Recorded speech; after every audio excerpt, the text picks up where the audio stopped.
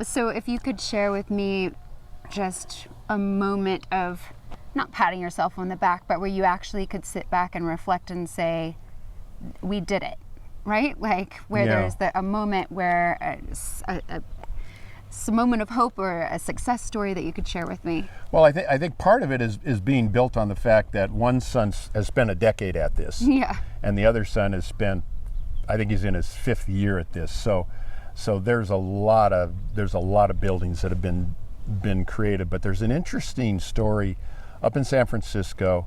I honestly don't even know, and I ought to because it's on our website. I don't know what the real name of it is, like San Francisco Cares Facility, but it is. So what's really interesting is one of our sons built this homeless, unsheltered campus in San Francisco, of which there's a few, and we've built another one up there. This one's called Seawall.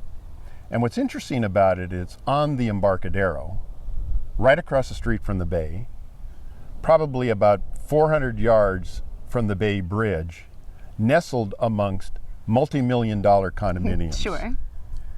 And what happened was when this was proposed by the city of San Francisco, all the landowners, a large portion of landowners, sued to stop it. And they lost. So it was moving forward.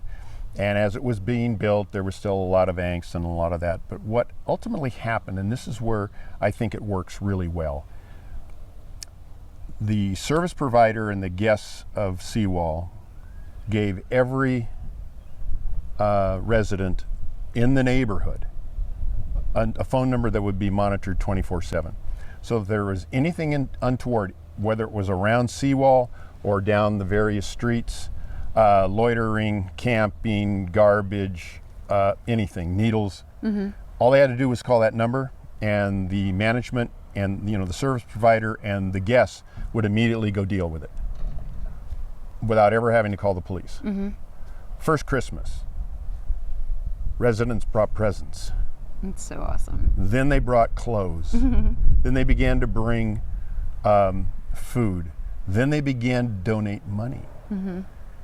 And you're talking a plot of land in the city of San Francisco that the lot is, I don't know, maybe it's worth $5 million, maybe it's worth more. It's crazy good. Yeah. But it's a beautiful, beautiful campus with these large, what we call tension fabric buildings. It has all the amenities, showers, bath, laundry, animals, storage. It's a secure facility. This is not what we call low barrier. This is for people that are in a process, that are in a program we're designing right now. And so that's one that's been up and running, and we have probably 10 or 12 examples of those on the West Coast.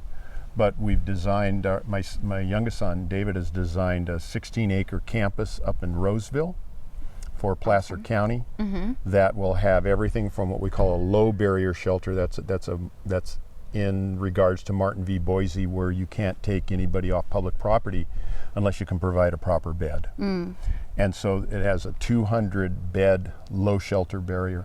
It has a full navigation center. It has transitional housing, all in a gated community. The land's secured, money's being raised, has an additional 6 acres that we hope to put permanent housing on. And these are the kind of models that we need to see. Right. Because now you can prove that there is success and integration and community. There's a lot of proof.